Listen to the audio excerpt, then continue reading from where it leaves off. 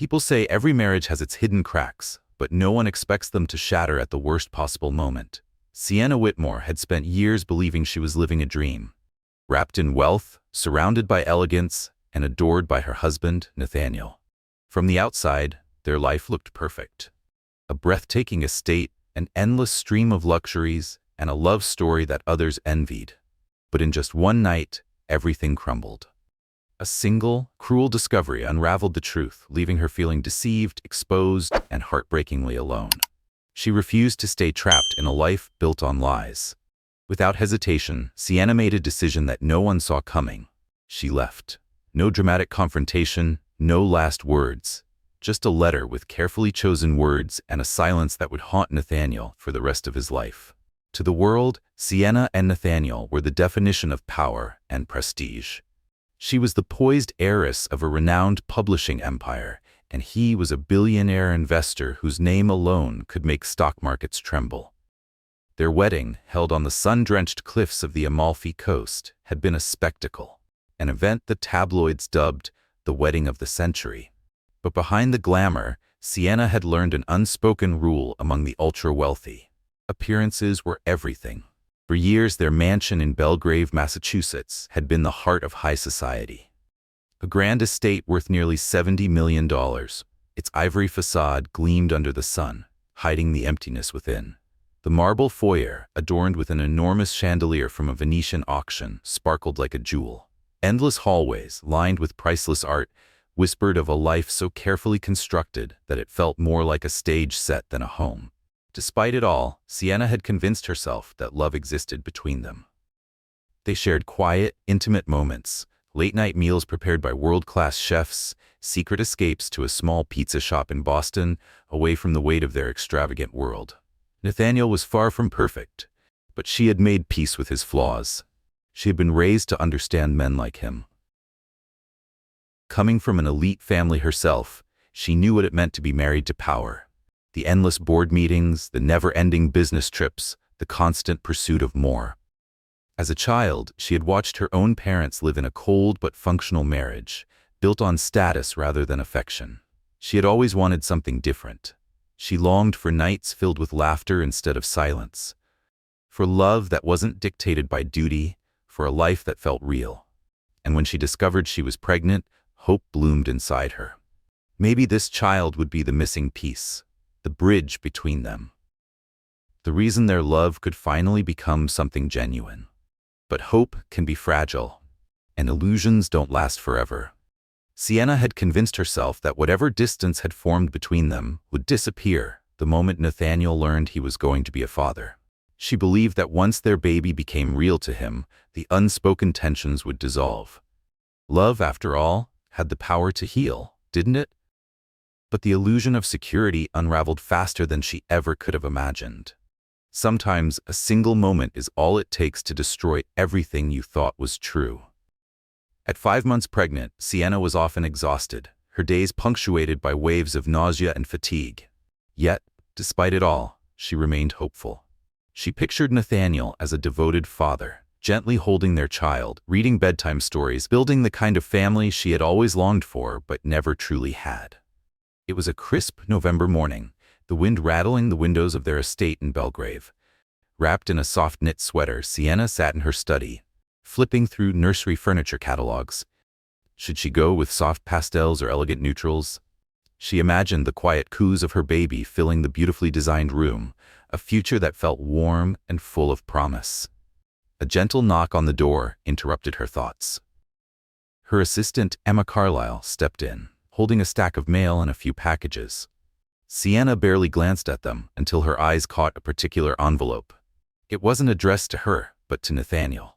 The sender? A hospital in Boston. A strange feeling crawled up her spine. Nathaniel's medical providers were in New York. Always had been. So why was a hospital in Boston sending him official correspondence? Her first instinct was to dismiss it. A charity request, perhaps? A business partnership? Some event Nathaniel had agreed to fund? But the unease settled deep in her chest, refusing to be ignored. Her fingers trembled as she carefully opened the envelope. Inside was a single sheet of paper, bearing the letterhead of a prestigious private clinic. It was a bill, for prenatal checkups and lab tests. Sienna's breath caught. Her name wasn't on the document. The patient was someone else. Ariana Donovan. Sienna's vision blurred as she read the due date. The pregnancy was nearly identical to her own. And then the final blow. Father's name, Nathaniel Whitmore. The world tilted. The air in the room felt suddenly thin, suffocating. Her eyes darted back to the page, desperate for an explanation, an error, anything that could make this not real. But the address listed was one she knew all too well. Nathaniel's Boston apartment, the one he used on supposed business trips. And there, in perfect clarity, was his full name. This wasn't a mistake. A cold wave of betrayal crashed over her, making her body feel unsteady. She gripped the armrest of her chair, willing herself to breathe, to think. Sarah's voice cut through the fog. "Miss Whitmore, are you all right?" Sienna forced a tight smile, blinking away the tears stinging her eyes. "It's just a billing mix-up," she said, her voice eerily calm. "I'll take care of it." But Sarah hesitated, noticing the way Sienna's fingers trembled slightly as she tucked the letter away. "Are you sure?" "Perfectly fine," Sienna replied quickly, standing and gathering the envelope, stuffing it out of sight. "I just need a moment alone." Once Sarah left, Sienna gripped her phone, pacing the study. Her free hand rested protectively over her belly, as if shielding her unborn child from the truth that had just shattered her world. She thought about the nights Nathaniel came home late, blaming work. The weekends he claimed to be away for emergency meetings. She had trusted him, believed him, because that was what a good wife did. Now, with every passing second, the weight of betrayal pressed heavier on her chest. Her thumb hovered over Nathaniel's number, her heart pounding with every ring. And then, he answered. Nathaniel answered on the third ring. The distant hum of traffic and the rush of wind in the background told Sienna he was outside. His voice, warm and familiar, nearly broke her. "Hey, sweetheart," he greeted her. She swallowed the lump in her throat, gripping the phone tighter. "I need you to come home, now." Her voice trembled despite her best efforts to sound composed. Nathaniel hesitated. "Sienna, I'm in the middle of a meeting in Manhattan. Can it wait?" "No," she said, steel creeping into her tone. "It's urgent." Even through the miles between them, he could sense something was wrong. His voice softened. "All right. I'll be there as soon as I can." By the time he arrived, Sienna had read and reread the letter so many times that the words were burned into her mind. She sat in their bedroom, the fire casting flickering shadows along the walls, yet she felt nothing but cold. Nathaniel burst through the door, his expression tight with concern. "What's wrong? Are you okay? Is it the baby?" She didn't answer. Instead, she simply handed him the envelope. The color drained from his face the moment he saw his name. His lips parted, but no words came. For the first time, she saw him truly caught off guard, like a child caught in a terrible lie. "Sienna," he started, his voice barely above a whisper. "It's not what you think." A bitter laugh bubbled in her throat. "You don't even know what I think." Her voice shook with restrained fury. "So why don't you enlighten me? Who is Ariana Donovan, and why is she having a baby with your name on it?" His gaze flickered, to the fireplace, the door, anywhere but her. His grip on the letter tightened. "It was a mistake," he murmured, his voice hollow. "I swear it ended. I never thought she would get pregnant. I didn't know how to tell you." Sienna's body trembled, rage and heartbreak colliding inside her. "You have another baby on the way, when I'm 5 months pregnant with yours?" The betrayal cut so deep it left her breathless. She refused to let her tears fall. She had to hold on to something, if only for the sake of the child growing inside her. Nathaniel took a hesitant step toward her, reaching out as if to comfort her. "Sienna, I am so sorry," he whispered. "I was an idiot. It meant nothing. She meant nothing. I was just lonely." She shoved his hands away, her fury spilling over. "Lonely?" The word burned as it left her lips. "You had me, your wife, your pregnant wife. And instead of talking to me, you went behind my back and destroyed everything." In that moment, everything.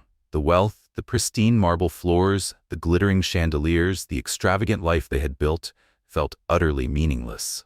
That night, Sienna locked herself in the guest bedroom, though ironically, she now felt like a guest in her own life. She refused to share a bed with him. Nathaniel lingered outside the door, knocking, pleading, his voice cracking with apologies. She ignored him, turning up the volume on a classical playlist, hoping the soft melodies would drown out the storm in her mind. Sleep never came. At some point in the night, she pulled out a leather-bound journal, the one she had bought on their honeymoon in Santorini, intending to fill with happy memories. Instead, it became the keeper of her pain. She scribbled down the questions clawing at her mind. Why did he betray me? Was it my fault? What about our baby? Can I ever trust him again?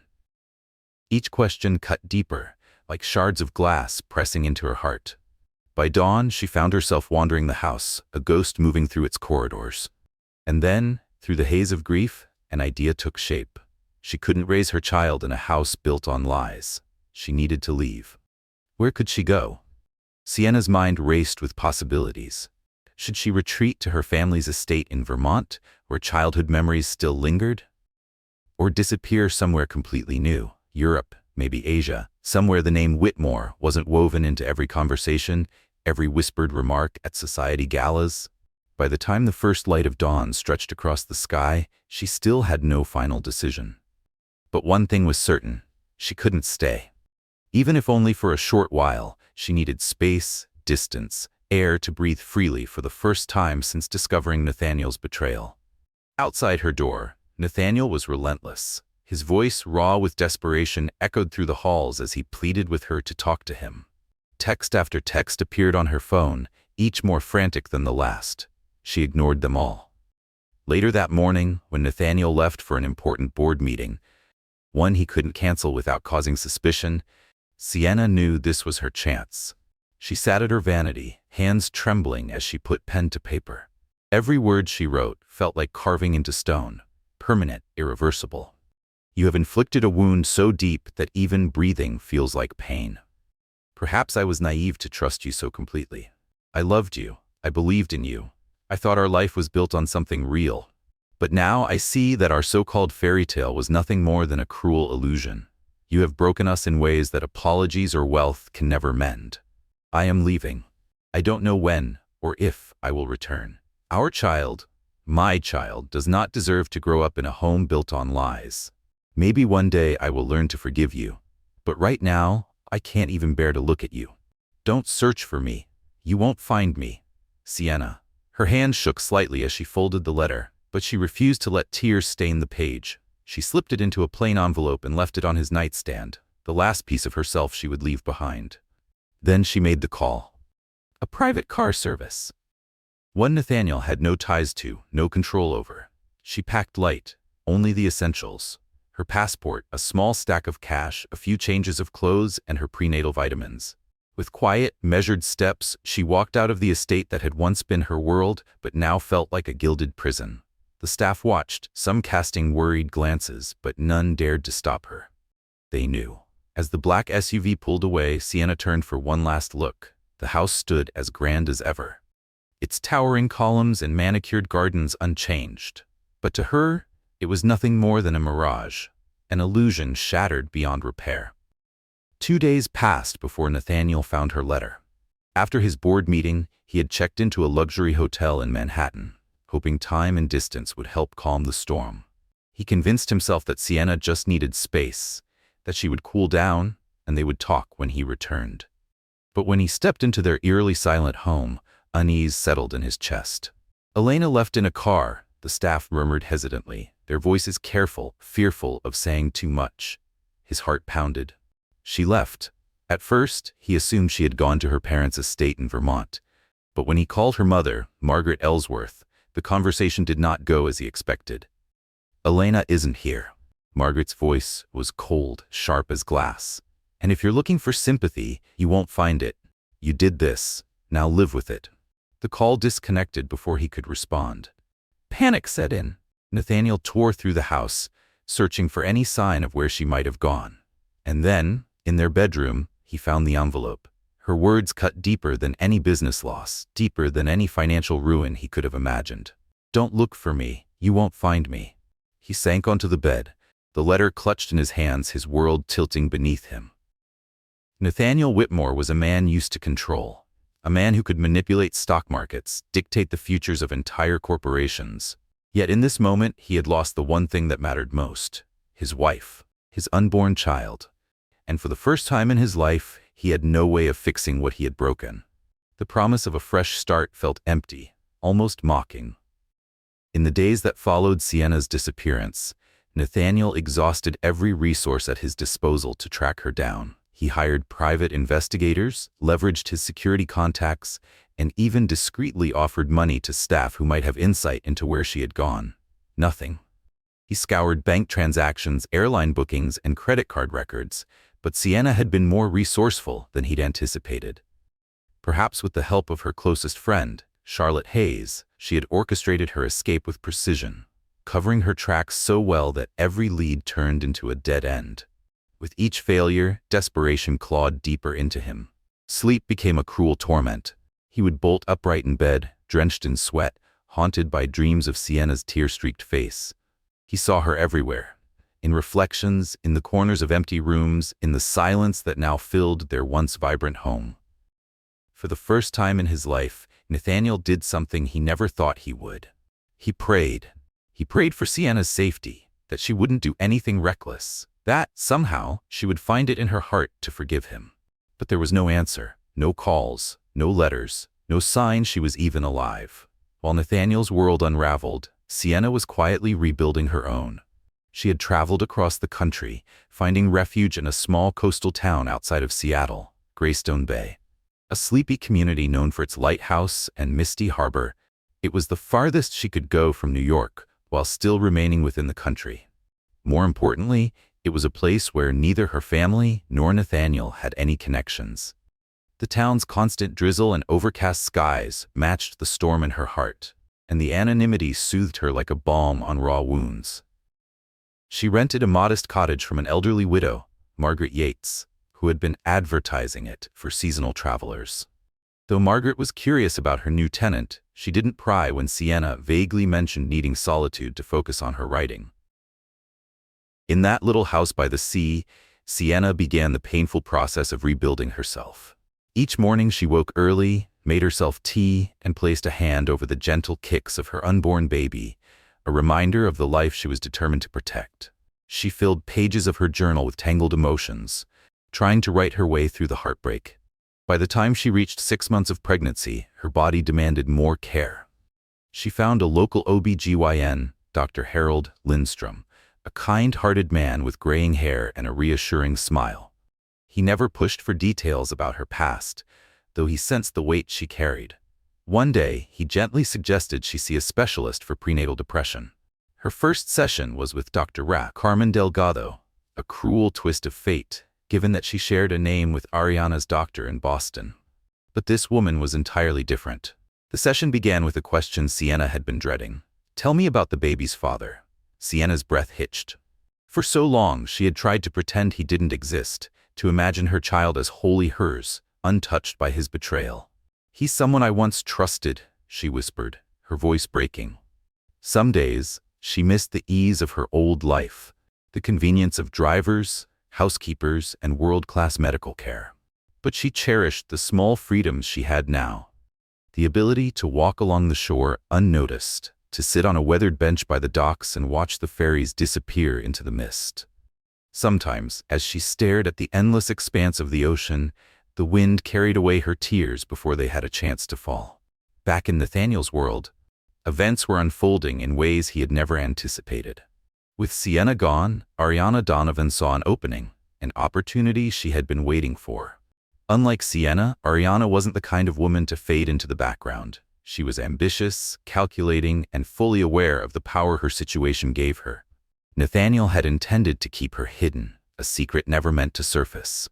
But now, with Sienna's absence, Ariana no longer felt the need to stay in the shadows. She was ready to step into the light. Ariana Donovan was done waiting in the shadows.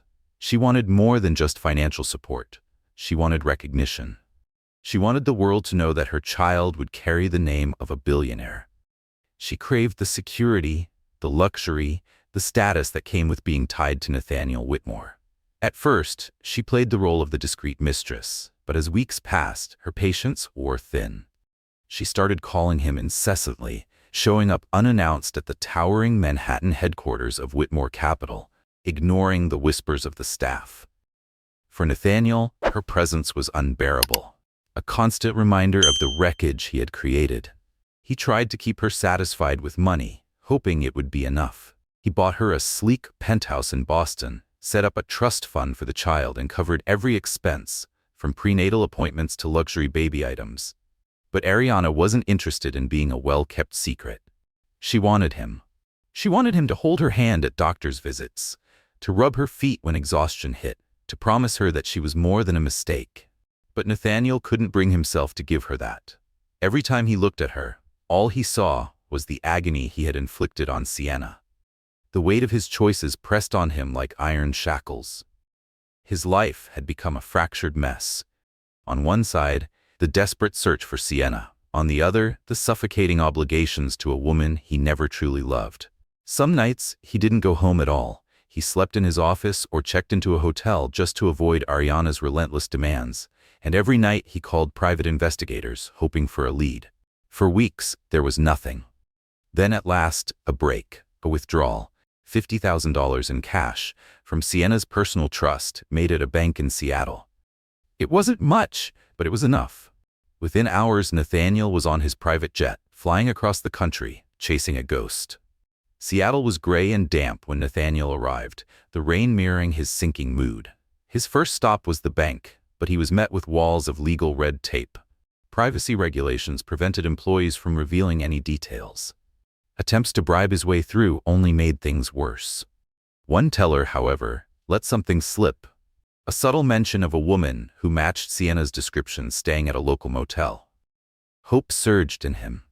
But when he got there, she was already gone. Nathaniel drove aimlessly through the rain-soaked streets, knowing she could be anywhere. For the first time in his life, he faced a reality he couldn't control. If Sienna truly didn't want to be found, no amount of power or influence would bring her back. Regret settled in his chest like a stone. For years, he had prided himself on being a man who could fix anything. But now, he had lost the one person he couldn't afford to lose. A month passed. Sienna was now 7 months pregnant, and the weight of carrying a child alone was taking its toll. Simple tasks left her exhausted, but she refused to rely on anyone. She borrowed books from the local library on childbirth and parenting, reading each page with nervous determination. To avoid leaving a financial trail, she bought baby clothes from thrift shops, paying in cash. She had abandoned her old life so thoroughly that even something as simple as swiping a credit card felt dangerous. But loneliness crept in, relentless and uninvited. Some nights she longed to call her mother, to hear a familiar voice, to know if she was worried. She thought of her father, gone for years now, and wondered what he would say if he saw her like this, isolated, struggling, lost. And then, there was Nathaniel. Despite everything, despite the rage and betrayal, there were fleeting moments when she missed the warmth of his arms around her. But each time she felt herself wavering, she forced herself to remember. The lies, the humiliation, the undeniable truth that the man she loved had built a life behind her back. She could never go back. One late afternoon, as she returned from a routine prenatal checkup, a wave of dizziness hit her. The world spun. Her legs buckled. She barely made it to the steps of her cottage before everything went black. By the time she opened her eyes, she was in a hospital bed, the sterile white walls pressing in around her. A nurse stood by her side, adjusting an IV drip. "You're dehydrated," the doctor informed her gently, "and your blood pressure is dangerously high." Sienna swallowed hard. She had been so consumed by her pain, by her need to escape, that she had ignored the most important thing, her baby's health. This was her wake-up call. She wasn't just running anymore. She was fighting for something far more precious. Gripped by fear, Sienna realized a painful truth. She couldn't do this alone. Her body was demanding rest, her mind was exhausted, and for the first time in months, she allowed herself to lean on someone else. Margaret Yates, her landlady, noticed the change in her almost immediately. The older woman didn't pry, didn't demand answers. She simply stepped in, bringing warm soups, adjusting pillows, ensuring Sienna had everything she needed as she recovered. During quiet evenings, Margaret shared pieces of her own past, stories of love, loss, and regrets that had shaped her. Through these small, unspoken acts of kindness, Sienna found something she had nearly forgotten: hope. Not everyone in the world was out to betray her. Some were simply there to help. Meanwhile, on the other side of the country, Ariana's pregnancy advanced. Nathaniel did what he could, attended a few doctor's visits, bought nursery furniture, but every action felt forced, mechanical. Ariana knew it. She pushed him to move in with her, to be seen with her at social events. But Nathaniel always found an excuse, distancing himself as much as possible. Then the rumors started. Whispers of Sienna Whitmore's mysterious disappearance spread through high society. Some said she had left after a marital dispute.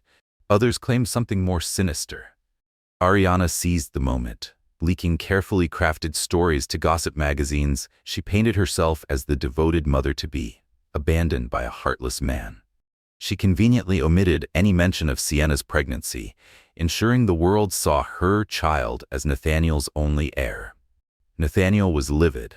"You're making me look like a monster," he snapped during a heated argument in her penthouse. Ariana merely shrugged, arms crossed. "Maybe if you treated me better, I wouldn't have to go to the press." That night, after storming out of her apartment, Nathaniel sat in his car for an hour, gripping the steering wheel until his knuckles turned white. Rage, regret, grief. How had everything gone so wrong? He closed his eyes and let himself imagine a different reality, one where he still had Sienna, where he hadn't shattered their life with one selfish mistake. But that time was gone. Now all he had was a scheming mistress, a missing wife, and an unborn child slipping further from his grasp with each passing day. Desperate, Nathaniel turned to George Farnsworth, a former law enforcement officer turned private investigator. George had a reputation for finding the unfindable. At first, he was hesitant to work for a billionaire known for controversy. But when Nathaniel made it clear that this wasn't about control, it was about closure, George agreed. For weeks, he combed through records, flight logs, car rentals, temporary lodging. He even reached out to Sienna's closest friends. Charlotte Hayes, ever loyal, refused to give much away. "Elena is safe," she said firmly. "That's all you need to know." But George was persistent. Digging through financial traces, he found it. A one-way trip from Connecticut to Seattle. A flicker of hope. Sifting through hotel surveillance footage, he spotted brief glimpses, a woman with Sienna's profile. The images were grainy, inconclusive. But then, a breakthrough. At a ferry terminal near Greystone Bay, a security camera captured a single, fleeting moment. A pregnant woman, wrapped in a loose coat, boarding a ferry. Her face was partially obscured, but it was her. It had to be her. George moved quickly, traveling to Greystone Bay under the radar. He checked local inns, rental properties, searching for any sign of a pregnant newcomer. For days, nothing. Then, a stroke of luck. An older neighbor mentioned a young woman, sweet, quiet, pregnant, renting a small cottage. With subtle inquiries, George confirmed what he suspected. Her name was Sienna. And then, fate intervened. One afternoon, standing outside a grocery store, George saw her. She stepped out into the cold, a bag in one hand, her other instinctively resting on her stomach. Her face was thinner than before. Her eyes, once full of life, now carried a shadow of heartbreak.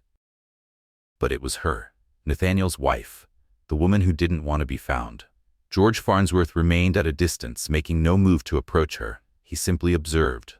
Sienna stepped out of the grocery store, pulling her coat tighter against the cool breeze as she made her way down the quiet street. George watched as she walked toward a familiar direction, confirming what he already suspected. Her home. Now, he faced a dilemma. Should he inform Nathaniel immediately? Or should he speak to Sienna first? In the end, his own principles guided him. That evening, as dusk settled over Greystone Bay, George knocked on the door of the small cottage. It took a moment, but then it opened. Sienna stood there, her expression instantly guarded, fear flickering in her eyes. "Yes?" George removed his hat, his voice steady but gentle. "Miss Whitmore, my name is George Farnsworth. I'm a private investigator. Your husband hired me to find you." Her grip tightened on the door. She moved to shut it, but George placed a careful hand against the frame, not forceful, just firm enough to stop her. "He doesn't know I'm here yet," he assured her softly. "He's desperate to find you, but I wanted to come to you first. I want to respect your wishes. May I come in? Just to talk?" Sienna hesitated. Something in his tone, in the kindness of his eyes, made her pause. Against her better judgment, she stepped aside. The living room was small but warm. lined with half-pack boxes and baby items, a quiet testament to a woman preparing for a new life. George took a seat at her gesture, though he could see the unease in her posture, the way her arms folded protectively over her belly. "What do you want?" she asked, her voice edged with wariness. "I need to know if you're safe," George said simply. "Your husband is worried sick. He fears for your health. He doesn't even know if you're still pregnant." A flicker of anger crossed her face, quickly followed by something more painful. "Yes, I'm still pregnant," she said, her voice sharp. "No thanks to him." George nodded solemnly. "Look, I'm not here to defend him. From what I understand, he made some terrible mistakes. But he's still concerned about you. If you want to remain hidden, I'll respect that. I just need to confirm that you're okay. Then I can tell him to leave you alone, if that's what you want." Tears welled in Sienna's eyes. She had fought so hard to cut ties, to disappear. But something about this moment, being asked what she wanted, not just being treated as someone to be found, unraveled her. With shaky words, she told George everything. The betrayal, Ariana, the letter she had written through tears, her desperate need to shield her child from a life built on deception. George listened, never interrupting, offering nothing but quiet understanding. When she finally fell silent, exhausted from reliving the pain, he met her gaze and spoke with quiet conviction. "I won't reveal your location if you don't want me to," he promised. "I'll tell him you're alive, that you're safe. But he might still come looking. He's determined." Sienna dropped her gaze to the floor, voice breaking. "I don't know if I'll ever forgive him," she admitted almost to herself. "But I don't want to see him." George gave a slow nod. "Then that's what I'll tell him." Back in New York, Nathaniel sat rigid as George delivered the news. "I found her," the investigator said. "She's safe. She's still carrying your child, and she appears to be in good health." Relief crashed into Nathaniel so hard it nearly winded him. "Where is she?" he asked, voice raw. "Tell me, George, please." George shook his head. "She doesn't want to be found. She specifically told me she doesn't want to see you. She wants peace, to focus on her pregnancy." A storm brewed in Nathaniel's chest. Part of him wanted to demand answers, to refuse to accept this fate. He could have every resource at his disposal searching for her. But George's steady gaze halted him. Nathaniel had done enough damage. He swallowed the lump in his throat and asked just one final question. "Is she happy?" George hesitated. "She's coping, healing maybe, but this has been extremely hard on her." Nathaniel's jaw clenched as emotion threatened to overtake him. He gave a single nod, his voice barely above a whisper. "Thank you." In the weeks that followed, Nathaniel truly tried, to prove he wasn't the same reckless man. He put an end to Ariana's public manipulations, issuing legal warnings against her attempts to drag his name through the tabloids. Ariana was furious. "You're just going to discard me?" she spat, pacing her penthouse. "After everything?" Nathaniel's voice was ice. "I will support the child, financially, but I won't be forced into something more," she seethed. But Nathaniel didn't waver, and as scandal threatened to unravel Whitmore Capital, he realized something else. No business crisis, no public fallout, nothing would ever compare to the loss of the woman he had driven away. And now, all he could do was wait. The empire Nathaniel Whitmore had built with relentless ambition was beginning to crumble. Investors whispered behind closed doors, board members exchanged uneasy glances. Stock prices wavered as uncertainty loomed over Whitmore Capital. The cause of their concern? Their once unshakable leader was unraveling. Rumors of Sienna's disappearance had fueled media speculation, and now questions about Nathaniel's stability threatened his position as CEO. Some shareholders even hinted at his removal. Then, in a shocking move, Nathaniel made an announcement at a press conference. He would be stepping back. For the first time in his career, the man who had once prioritized power over everything else was walking away, choosing to focus on his personal life instead. It was unprecedented. And yet, to those who had seen the weariness in his eyes, the decision was inevitable. Nathaniel sought therapy, attempting, perhaps too late, to atone for the destruction he had caused. Would it make a difference? Only time would tell. At 8 months pregnant, Sienna awoke to a sharp, unbearable pain. A violent storm raged outside, wind and rain lashing against the cottage windows. Lightning streaked across the sky, illuminating the sheer panic in her eyes as another contraction tore through her body. Something was wrong. She barely made it to the living room before collapsing onto the floor, clutching her stomach. Margaret Yates found her moments later, doubled over, breath ragged. "Sienna, sweetheart, stay with me," Margaret pleaded, reaching for the phone with shaking hands. She dialed 911. Minutes later, the wail of sirens cut through the howling wind, flashing red and blue lights reflecting against the rain-slicked streets. Paramedics rushed Sienna onto a stretcher, their voices urgent. Her blood pressure was dangerously high. The diagnosis was swift and terrifying: preeclampsia, a life-threatening condition for both mother and child. Sienna was rushed into an emergency C-section, her vision blurring, the hospital's fluorescent lights stabbing into her consciousness. She had never felt so vulnerable. The steady beeping of monitors filled the operating room. She could hear the hurried shuffle of feet, the tension in the air. Between waves of pain, a name slipped from her lips. Nathaniel.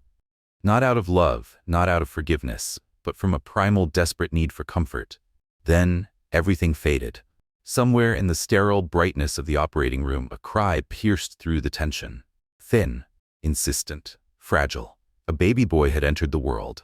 The doctor lifted him gently, his tiny body wrapped in soft blankets, his lungs announcing his arrival with determined wails. Sienna drifted in and out of consciousness, whispers of reassurance washing over her. "The baby is breathing.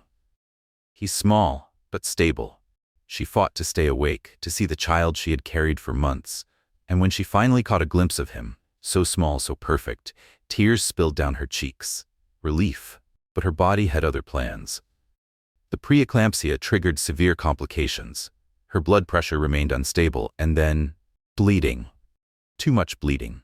The monitors screamed warnings. Nurses shouted for more supplies. The room blurred into chaos. For hours, the doctors battled to save her life. And far away, the one man she had run from was about to learn how close he was to losing everything. George Farnsworth had remained in Greystone Bay, silently watching over Sienna from the shadows. Something had told him she might need help sooner rather than later, and now his instincts proved right. At midnight, George made the call he had promised never to make. Nathaniel answered on the first ring. "George?" His voice was groggy, edged with irritation. George didn't waste time. "Sienna's in trouble." The word sent a chill down Nathaniel's spine. She had an emergency C-section. There were complications. She might not make it. Silence. Then a sharp inhale. "Where?" Nathaniel's voice was raw. "Tell me where she is." Mukilteo General Hospital. Nathaniel was already moving before the call ended. Within an hour, his private jet was in the air, hurtling towards Seattle. Had he come too late? By the time Nathaniel arrived at the hospital, he was barely holding himself together. His suit was wrinkled, his usually pristine hair disheveled. He looked nothing like the composed billionaire the world knew. A nurse at the front desk blinked in shock at the sight of Nathaniel Whitmore in their small-town facility. George was in the waiting room, pacing. Nathaniel rushed to him. "Where is she?" George met his frantic gaze. "She's still in surgery. And the baby? In the NICU. He's premature but stable." A son. His son. For the first time, the weight of fatherhood crashed down on Nathaniel. He pressed his palms to his face, a choked sound escaping his throat. He had lost control of everything, but this was unbearable. Hours passed in agonizing stillness. Then at last, the doors to the operating room swung open. A weary doctor approached. "Mr. Whitmore?" Nathaniel stood, his heart in his throat. "Is she?" The doctor's voice was firm, yet gentle. "Your wife is in recovery. We managed to stop the bleeding and stabilize her blood pressure. She's not out of the woods yet, but she's stable." Relief surged through Nathaniel so forcefully his knees nearly buckled, but guilt still coiled in his chest like a serpent. Would she ever let him back in? And more importantly, did he even deserve it? "She might be unconscious for a while," the doctor said gently, "but if you'd like, you can see your son." Nathaniel barely registered his own movements as he followed the doctor down the long, sterile hallway. His heart pounded in his chest, his hands trembled at his sides. Through the glass walls of the NICU, he saw him. A tiny incubator, a fragile body connected to wires and tubes battling for every breath. A nurse guided him through the sanitization process, washing his hands, donning a gown, before leading him carefully to the side of the incubator. Nathaniel stepped forward, breath catching in his throat.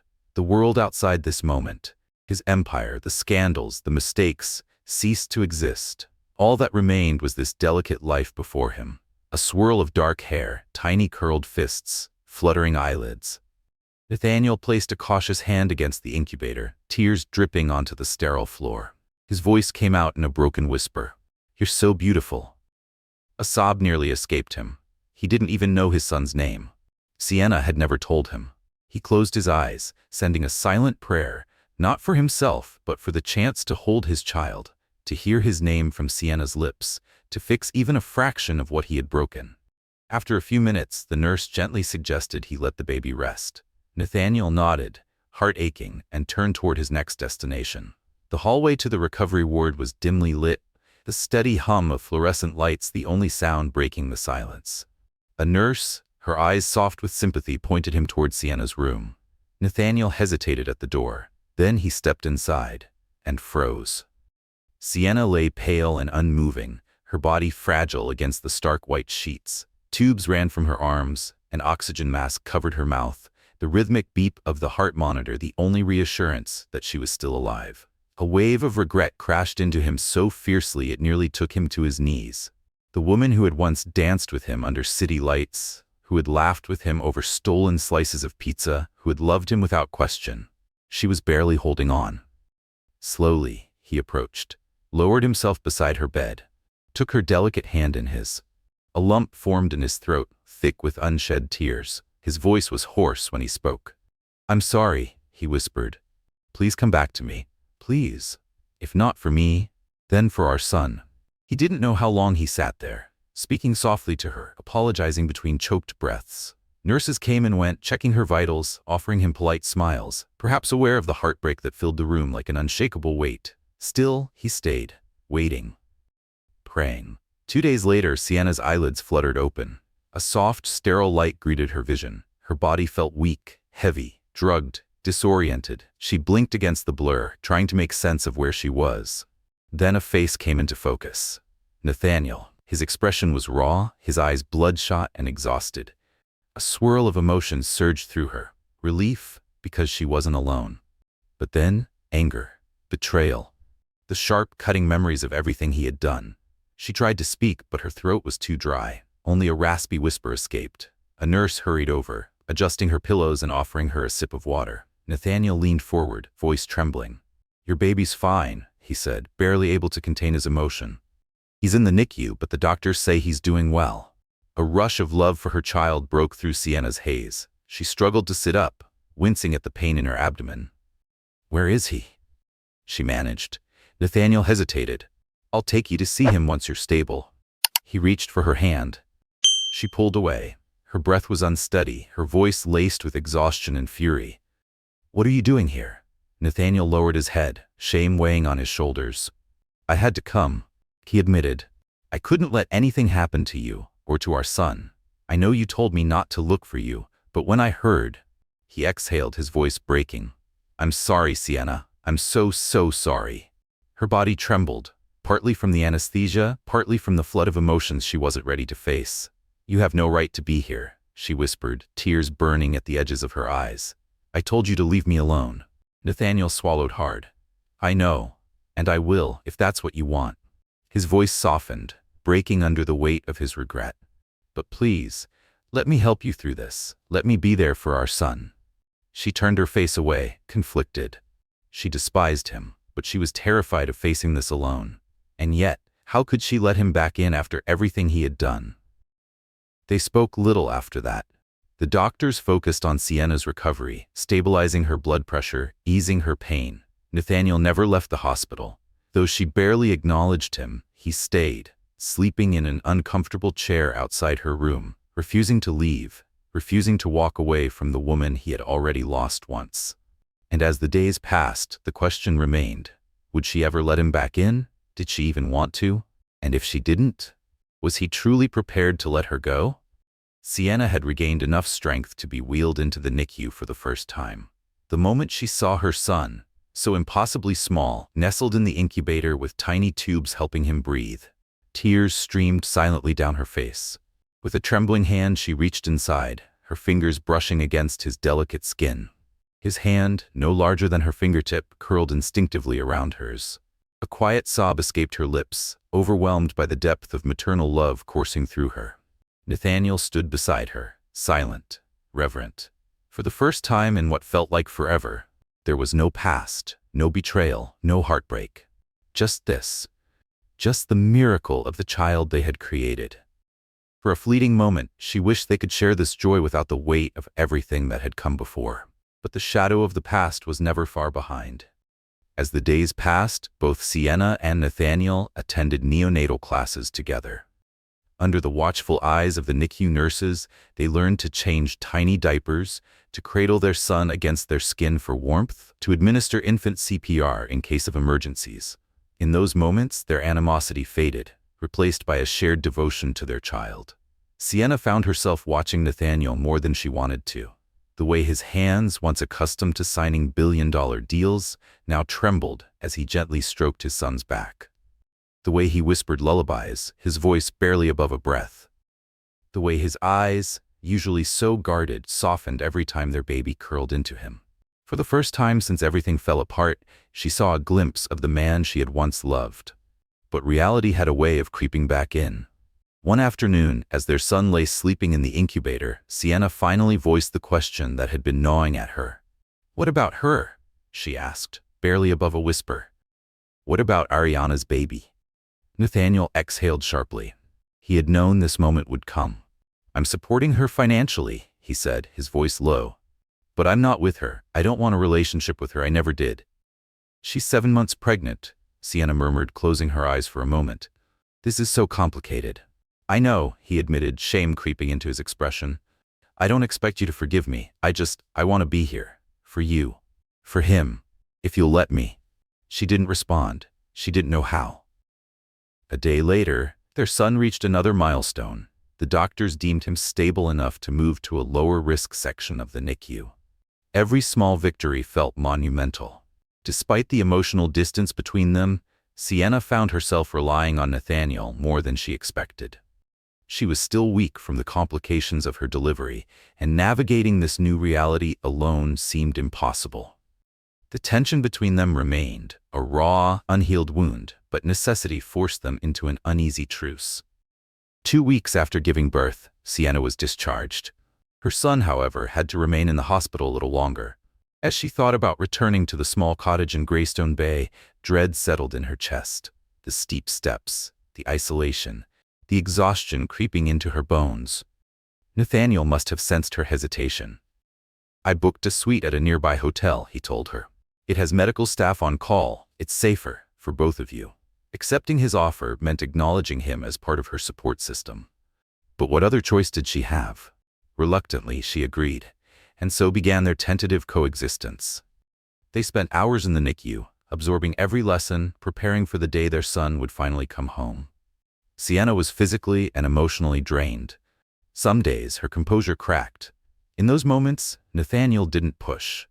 He simply handed her a tissue or placed a steadying hand on her back, a silent reassurance. Nights, however, were different. She insisted on a separate bedroom. He respected her boundaries, staying in an adjoining suite. They were partners in parenthood, nothing more. And yet, unspoken emotions simmered beneath the surface. One night, Sienna jolted awake, her heart hammering against her ribs. The nightmare had been so vivid, the sterile brightness of the operating room, the suffocating panic of her emergency C-section, the beeping monitors screaming around her. She couldn't breathe. Her hands trembled as she stumbled out of bed, her pulse roaring in her ears. Blindly, she wandered into the common area of the suite, desperate for air. There, hunched over a laptop, was Nathaniel. He looked up the moment he saw her. Without a word, he rose to his feet, his expression shifting from exhaustion to concern. Sienna's breathing was shallow, her body shaking from the weight of memories she couldn't shake. Nathaniel crossed the room, guiding her to the couch. He handed her a glass of water, his touch steady as he placed a reassuring hand on her shoulder. And this time, she didn't pull away. She clung to him. For just a moment. Just long enough to remember what it felt like to be held. Just long enough to forget everything that had broken them. Sienna clung to Nathaniel, her body trembling from the weight of everything she had endured. The fear of nearly dying, the pain of betrayal, the overwhelming responsibility of motherhood, it all crashed over her at once. Her sobs came in waves, raw and unrestrained. Nathaniel held her, his hands stroking her hair, his whispers of "I'm sorry" spilling over and over into the quiet of the night. By the time her tears subsided, exhaustion tugged at her, pulling her under. Their eyes met, just for a moment, and for the first time in months, a flicker of something familiar passed between them. Not forgiveness, not love, but something unspoken, fragile, real. Yet, when morning arrived, reality settled back in. Sienna reminded herself, healing was not the same as forgetting. Meanwhile, across the country, Ariana Donovan was furious. She had heard whispers of Nathaniel's presence in Seattle, of how he had abandoned her in the final stages of her pregnancy. Voicemail after voicemail landed in his inbox, laced with rage and threats. "You're supposed to be here, Nathaniel, supporting me, supporting your child. Instead, you're off playing devoted husband to a woman who doesn't even want you." Nathaniel, already drowning in guilt, returned her calls only to set the record straight. "My wife nearly died giving birth to my son," he said bluntly. "I'm fulfilling my duties as a father." Ariana scoffed. "And what about our child? When are you going to be there for us?" Guilt twisted inside him. Two innocent children, his children, were now entangled in the wreckage of his choices. "I will support my child," he said, his voice strained. "But I can't be in two places at once." As Ariana's due date approached, her anger turned into legal threats. If Nathaniel didn't publicly acknowledge paternity, she would leak every detail, their messages, their affair, to the press. For the first time in his life, Nathaniel didn't care about public perception. All that mattered was Sienna and their son. Still, for the sake of the unborn child, he tried to keep the peace. His legal team negotiated a discreet settlement. Ariana would receive a generous monthly stipend and a trust fund for the baby, contingent on her signing a strict non-disclosure agreement. She begrudgingly agreed, though resentment simmered beneath the surface. At 6 weeks old, their son was finally discharged from the hospital. Holding him in her arms, Sienna felt something shift inside her. A love so fierce, so consuming, that it eclipsed even the lingering pain. They named him Nicholas, tiny but strong. His eyes were bright, endlessly curious, as if already searching for his place in the world. Returning to the cottage was no longer an option. It was too remote, too isolated.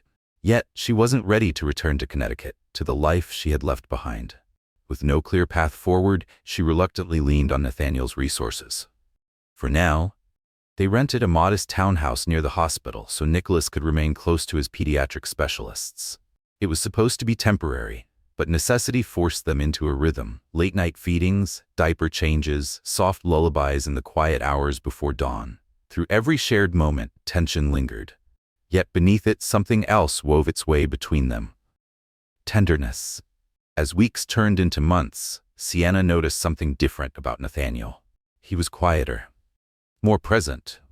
The man who once dictated billion-dollar deals with ruthless efficiency now spent his days learning how to swaddle a newborn. There were no urgent business calls every half hour, no impromptu flights to international meetings.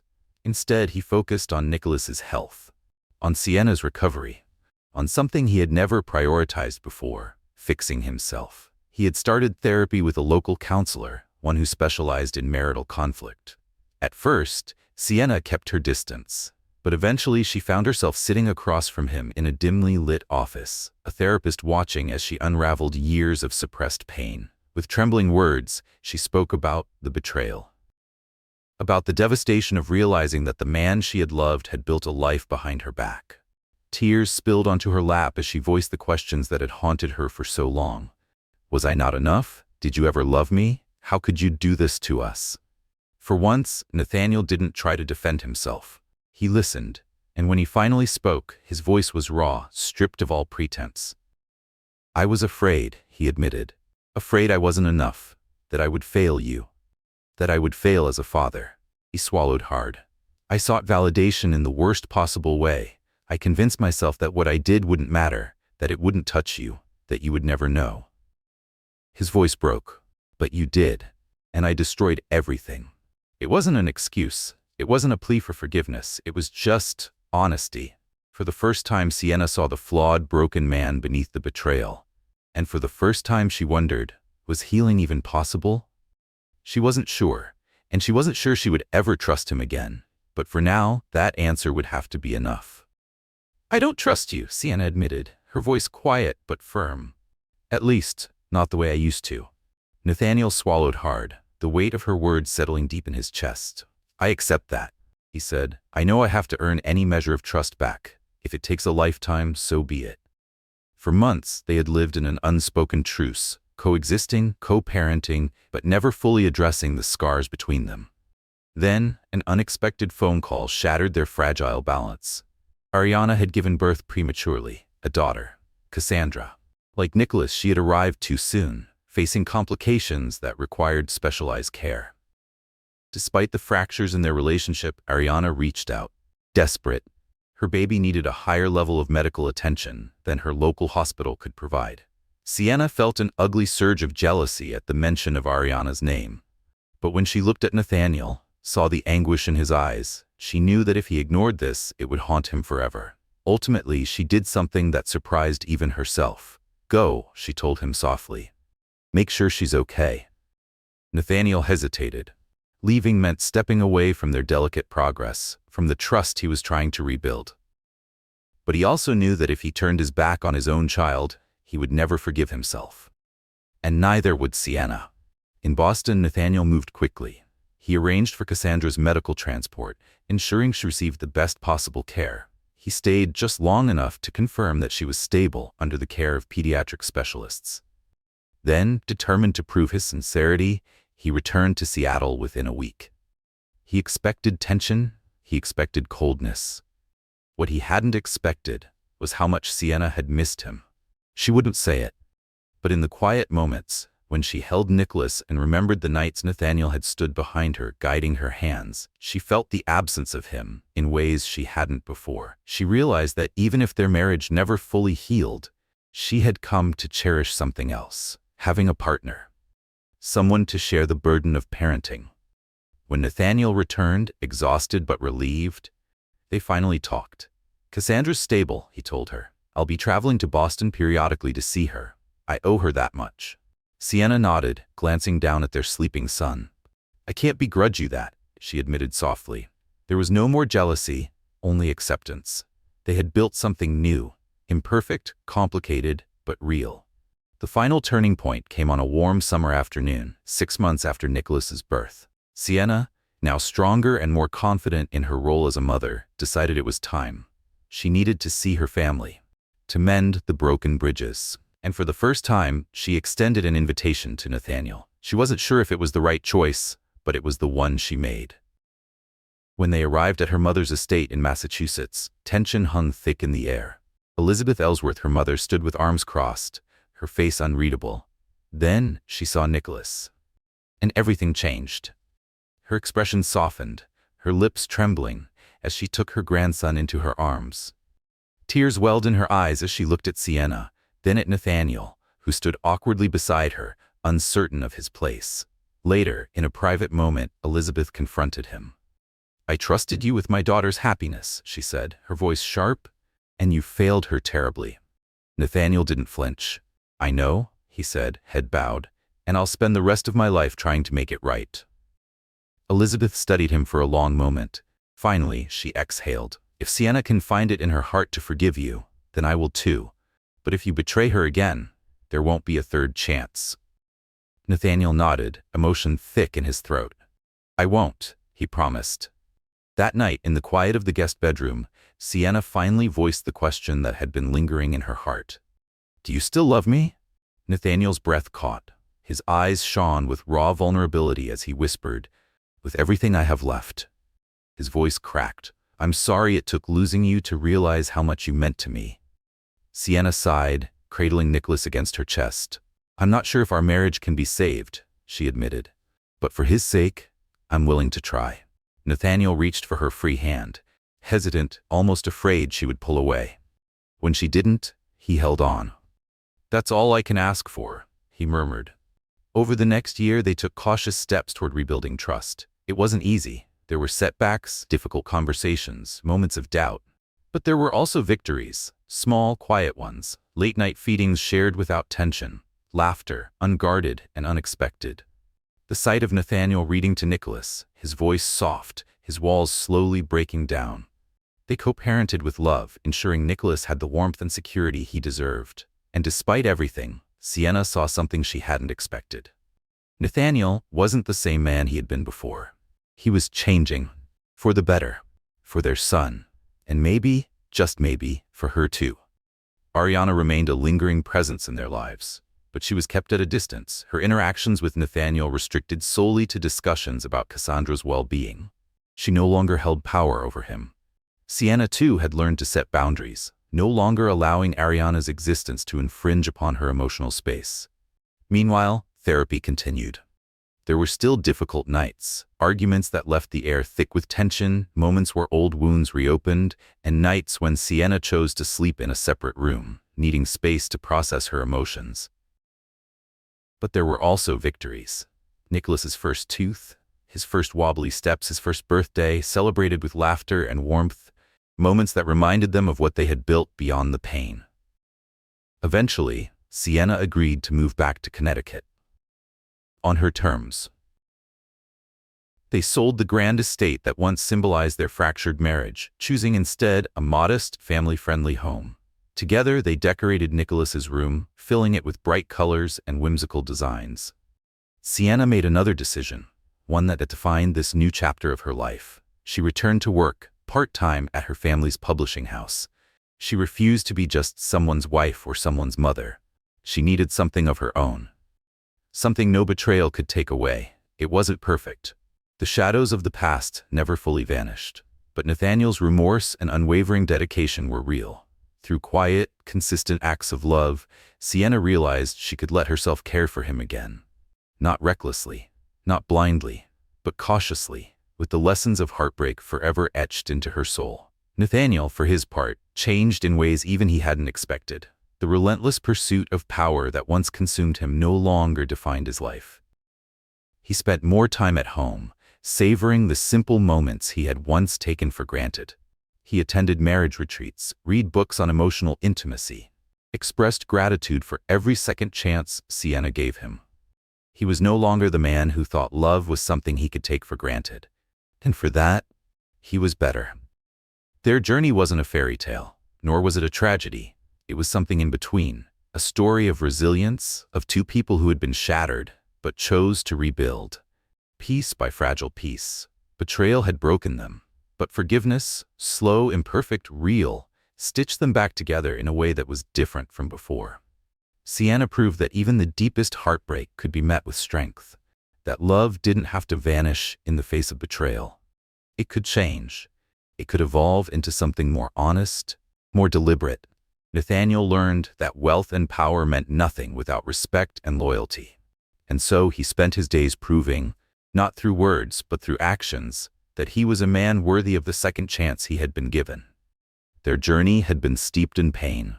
Yet, in the end, it was illuminated by hope, because sometimes the hardest fights lead to the greatest rewards, if we dare to believe in redemption. Thank you for joining us on this emotional journey. If this story moved you, if it made you reflect, if it touched something deep inside, please like, share, and subscribe for more stories that challenge, heal, and inspire. Until next time, stay strong, stay hopeful, and never stop believing in the power of second chances.